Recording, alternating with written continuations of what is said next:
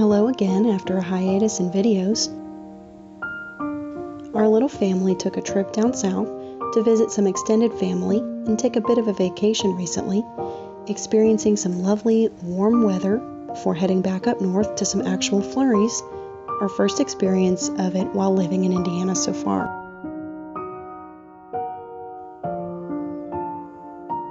Our little vacation was so nice. One of our family members let us stay at their house, and it felt like such a nice getaway right before all the holidays and festivities around the end of the year begin.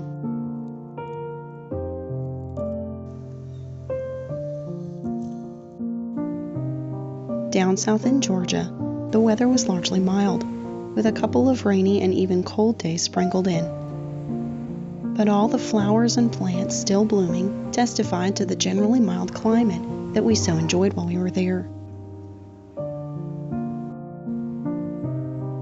I could not get over how many flowers were still blossoming, although the last couple nights that we were there, the temperatures did really drop, and it did seem that this signaled a final end for many of the blooms I had seen earlier.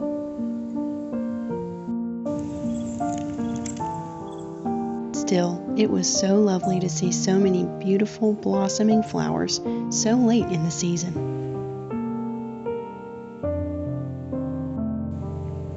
One of my favorite things to do in this neighborhood, both when we lived nearby and during our brief stay last week, is to go on a walk.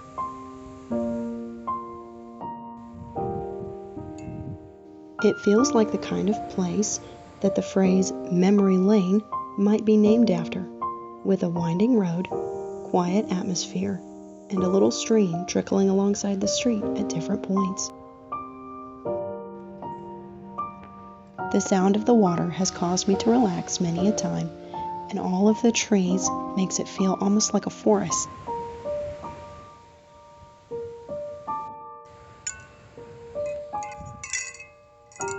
We were able to stop by some other relatives' homes in the area while we were there, and Abby in particular really enjoyed getting some time with family and, bonus, toys that she hadn't been able to see for quite a while.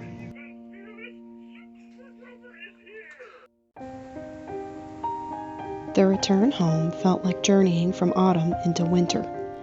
We arrived to dusky skies, trees stripped bare, and a light dusting of snow everywhere, coating all the hard edges of the neighborhood's nooks and crannies like a blanket.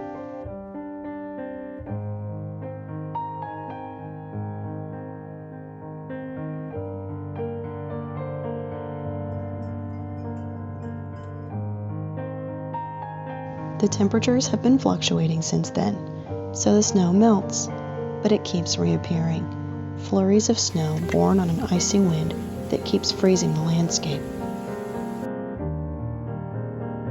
I've experienced winters like this only a handful of times in my life, but each time I love it. The harsh, driving wind, the cold, craggy features of the empty landscape, the blue skies so hard and brittle they could have been forged like iron.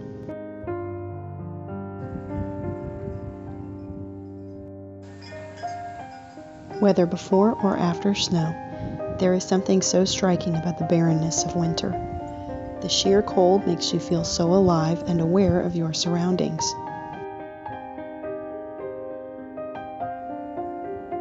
It feels like a delight to me to experience both the starkness of being out in the cold and the relief and joy of coming inside to a warm home, cozying up after a long day.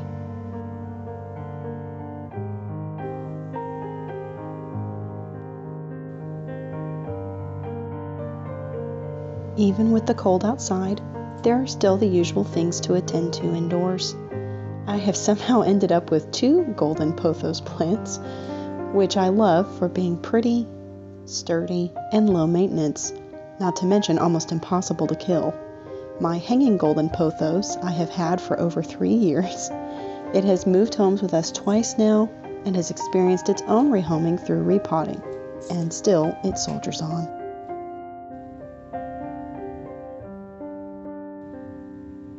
Even though it, of course, won't technically be winter for a while yet, with a whole month to go till we can truly say the season has arrived, it sure feels like it in our neck of the woods. Whenever the cold, and especially snow, really set in, I always think about Mary Oliver's book of poetry, Redbird. It's not explicitly a book about winter, but there are many poems related to the season in this book, such as the eponymous and first poem in the book, Redbird. In it, she says, "Redbird came all winter, firing up the landscape as nothing else could. Of course I love the sparrows, those dun-colored darlings, so hungry and so many. I am a God-fearing feeder of birds. I know he has many children, not all of them bold in spirit. Still, for whatever reason, perhaps because the winter is so long and the sky so black-blue, or perhaps because the heart narrows as often as it opens, I am grateful that Redbird comes all winter, firing up the landscape as nothing else can do." The vivid imagery of the bright red cardinal against the dark hollows of the winter landscape, and also, contrastingly, the brilliant white of snow, always seems like such a perfect metaphor of the cheer that can be found both in nature and in all the year-end holidays, even in the midst of the deepest winter to come.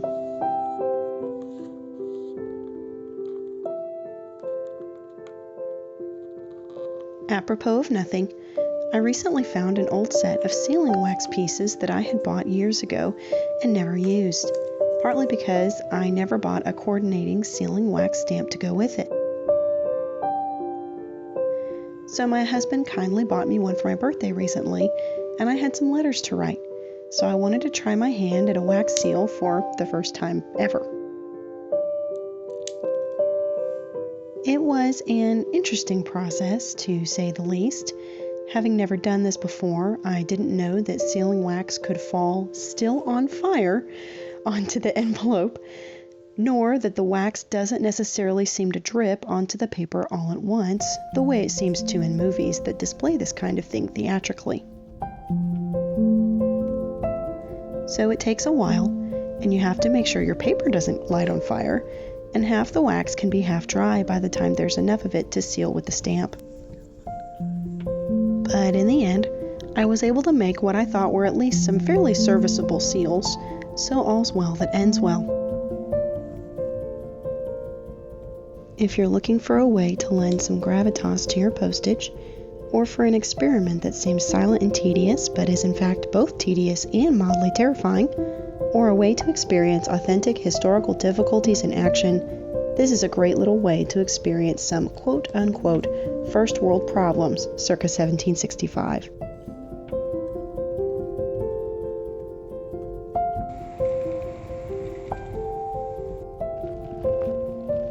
Abby seems to feel as positively about being outdoors as I do. No matter how biting the wind or the cold, she wants to be right out in it, enjoying the outdoors like it's a theme park instead of our backyard.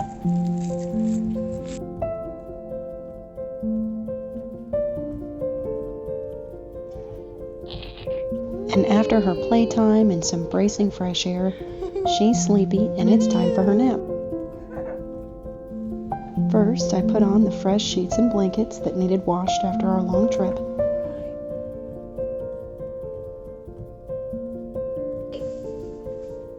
And then it's time for her to snuggle up with Teddy, cuddle up under some blankets, and have a good long afternoon nap.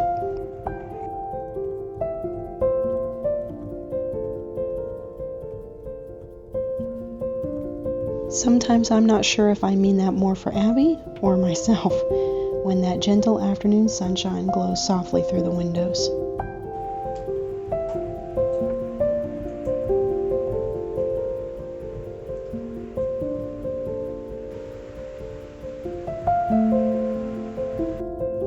While we've been pretty busy these last few weeks leading up to Thanksgiving, it's been so nice to have some family time down south. Come home to see our first snow of the season and begin to settle back into life's daily rhythms. Let me know in the comments how your late November is going. I hope you have a great Thanksgiving holiday, and I'll see you next time.